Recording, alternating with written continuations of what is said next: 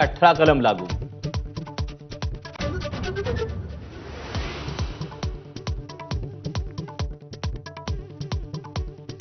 Bhushi dam परिसरात एकाच कुटुंबातील 5 जण वाहून गेले, 3 जणांचे मृतदेह मिळाले।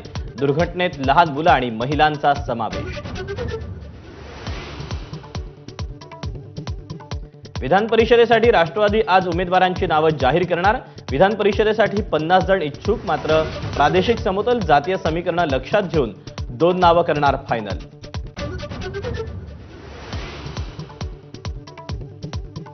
पिंपरी चिंचवडमध्ये अजित पवारांना धक्का बसण्याची शक्यता। अजित गव्हाणेसह 16 माजी नगरसेवक शरद पवारांच्या पक्षात प्रवेश करण्याच्या तयारी।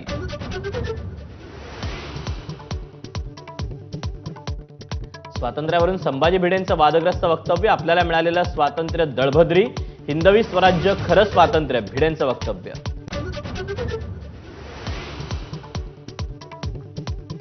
संत ज्ञानेश्वर आणि संत तुकाराम महाराजांच्या पालखींचा आज पुण्यात मुक्काम। संगमवाडीमध्ये दोन्ही पालखींची भेट। माऊलींच्या पालखीसह वारकऱ्यांचा महापूर।